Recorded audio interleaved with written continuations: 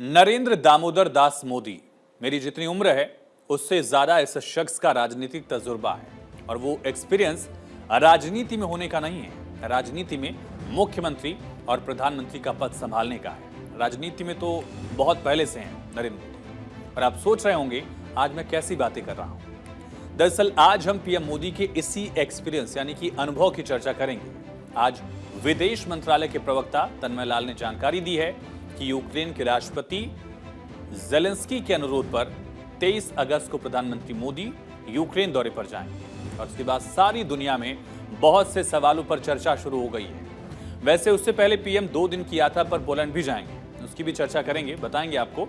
लेकिन पहले बात यूक्रेन की, इस पर चर्चा बेहद गर्म है। सवाल भी उठ रहे हैं कि क्या मोदी रूस और यूक्रेन के बीच में चल रही भयंकर जंग को रुकवा देंगे? क्या मोदी का इस वक्त यूक्रेन जाना रूस के साथ भारत के संबंधों को खराब करना नहीं होगा? और क्या मोदी अमेरिका के ऊपर भरोसा करके यूक्रेन जा रहे हैं, वो अमेरिका जो किसी का सगा नहीं है? क्या मोदी इस चक्कर में अपने खास दोस्त पुतिन से नाराजगी मोल ले? तमाम सवाल उठ रहे हैं। मोदी के यूक्रेन जाने से भारत को अंतर्राष्ट्रीय कूटनीति में कहीं नुकसान तो नहीं उठाना पड़ेगा? कितने ही सवाल हैं जिन पर चर्चा जोरों पर है। लेकिन मेरा यह मानना है कि जो व्यक्ति 13 साल मुख्यमंत्री का पद और 10 साल से ज्यादा समय से प्रधानमंत्री का पद संभाल रहा है, जिसे दुनिया के तमाम मुस्लिम देश अपने सर्वोच्च मेडल्स दे रहे हैं, सर्वोच्च सम्मान रूस देता है जिन्हें, वो मोदी कूटनीति को नहीं समझकर अमेरिका के दबाव में अपने खास दोस्त पुतिन को नाराज करने के लिए यूक्रेन जा रहे होंगे? ऐसी बात सोच भी कैसे सकते हैं? ये मोदी हैं, 2 कदम आगे की सोचकर चलते हैं और एक डंके की चोट पर कहते हैं मेरी जब मर्जी आएगी मैं वहां जाऊंगा। मोदी क्लियर कट कहते हैं कि मैं किसी के दबाव में नहीं आने वाला, और पहले ही दिन से पद संभालने के बाद स्पष्ट कर दिया था। आपको पीछे ले चलते हैं। आपको याद होगा जब पिछली बार अमेरिका में चुनाव था तो पीएम मोदी और ट्रंप की बड़ी करीबी देखी गई थी। पीएम मोदी और ट्रंप का हाउडी मोदी कार्यक्रम भी हुआ। गुजरात में पीएम मोदी और ट्रंप का कार्यक्रम हुआ, तब भी ट्रंप चुनाव हार गए तो बड़े बड़े विशेषज्ञ क्या ज्ञान दे रहे थे? राजनीति के धुरंधर हो या विपक्षी, क्या बोल रहे थे? याद करिए कि मोदी ने ट्रंप का साथ देकर भारत की विदेश नीति को कमजोर कर दिया है। अब बाइडेन मोदी का विरोध करेंगे, 2020 की बात है, तब से इसका जिक्र किया जा रहा था कि ट्रंप के हारने का नुकसान अब सीधे भारत को होगा, क्योंकि मोदी ने ट्रंप के साथ कुछ ज्यादा ही अच्छे रिश्ते रखे थे। लेकिन हुआ क्या? क्या भारत अमेरिका के संबंध खराब हुए? मोदी ने ट्रंप का साथ देकर क्या गलत कर दिया था? क्या हुआ आप देखिए, पिछले 4 सालों में भारत के रिश्ते अमेरिका से खराब नहीं हुए, बल्कि और ज्यादा अच्छे हुए।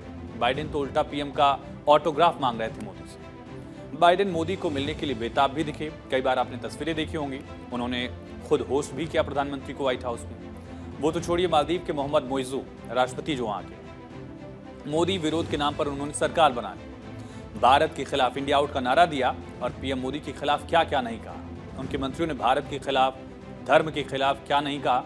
लेकिन अभी हाल ही में विदेश मंत्री एस जयशंकर के दौरे पर भारत के साथ कई पहलुओं पर मालदीव की बात हुई है और भारत मालदीव की लगातार मदद भी कर रहा है। इसीलिए मोदी को कूटनीति का ज्ञान देना मतलब समंदर में पानी की बूंद डालकर ये बताना कि समंदर में मेरी भी हिस्सेदारी है। इसीलिए मैंने शुरू में कहा था जितनी मेरी उम्र नहीं है तो उससे ज्यादा उस आदमी का तजुर्बा, एक्सपीरियंस है। तो चलिए बात करते हैं पीएम की कूटनीति की नहीं, बल्कि यूक्रेन और भारत के रिश्ते की। पीएम मोदी 23 अगस्त को यूक्रेन जाएंगे और अहम क्यों है दौरा? क्योंकि रूस यूक्रेन युद्ध के बाद किसी सीनियर भारतीय लीडर की ये पहली यूक्रेन विजिट होगी। यूक्रेन के आजाद होने के बाद किसी भारतीय प्रधानमंत्री की भी ये पहली यात्रा होगी, मतलब पहली बार कोई भारत का प्रधानमंत्री यूक्रेन पहुंचेगा।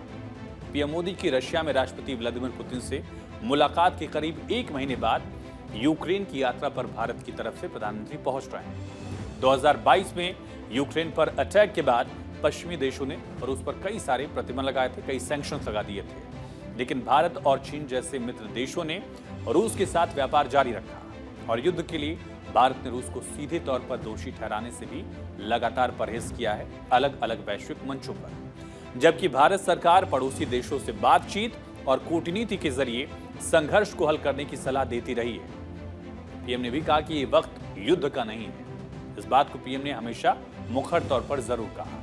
यूक्रेन और पश्चिमी देश मानते हैं कि भारत रूस के ज्यादा करीब है, इसीलिए यूक्रेन पर हुए हमले पर भारत चुप रहता है।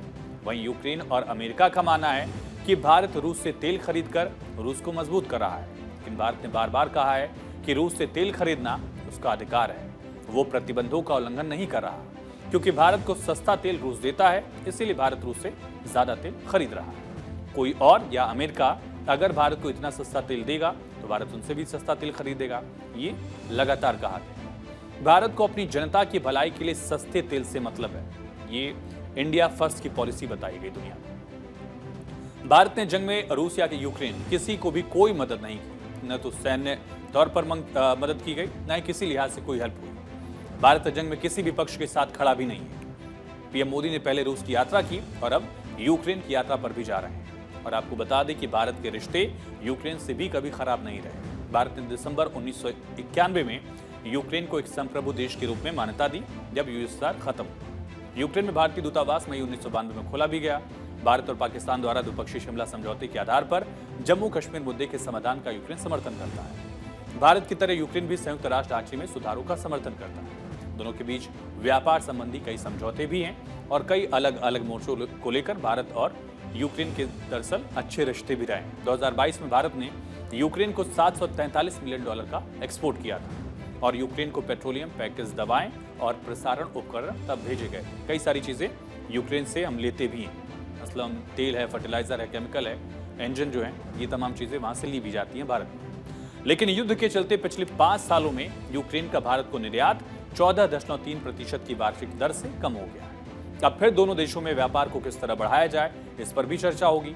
इसीलिए पीएम मोदी यूक्रेन जा रहे हैं। लेकिन इसके अलावा पीएम मोदी एक और देश जाएंगे। वो देश भी रूस का घोर विरोधी है। लेकिन पोलैंड की यात्रा खास क्यों है, इस पर अब बात करते हैं। क्योंकि 45 वर्षों में पहला मौका है जब कोई भारतीय प्रधानमंत्री पोलैंड का दौरा कर रहा हो। यात्रा उस समय हो रही है जब दोनों देशों के बीच कूटनीतिक संबंधों की स्थापना के कुल 70 वर्ष पूरे हो रहे हैं। अप्रैल 2009 में भारतीय राष्ट्रपति प्रतिभा पाटिल ने पोलैंड का दौरा किया था। सितंबर 2010 में पॉलिश प्रधानमंत्री डोनाल्ड टस्क ने भारत का दौरा किया था। विदेश मंत्रालय के सचिव ने कहा, तन्मयलाल ने कहा कि पोलैंड में भारतीय समुदाय की संख्या लगभग 25,000 है। इसमें करीब 5,000 छात्र शामिल हैं।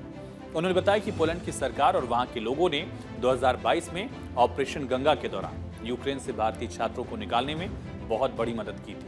याद करिए उस समय की तस्वीरें भी, भारतीय छात्रों को निकालने के लिए पोलैंड की तरफ से रास्ता दिया गया एक तरफ से। इस अभियान के तहत 4,000 से ज्यादा भारतीय छात्रों को पोलैंड की मदद से ही सुरक्षित बाहर निकाला गया था।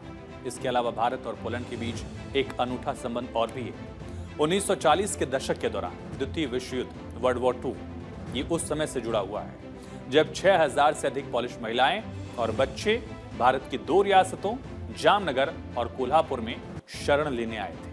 भारत ने शरण दी भी थी, वसुधैव कुटुंबकम की विचारधारा को मानते हुए। इसलिए तो जब भारत को जरूरत पड़ी तो पोलैंड ने भी देर नहीं लगाई, भारतीय छात्रों की उन्होंने मदद की। और पीएम का ये दौरा पोलैंड के लिहाज से भी खास होने वाला है।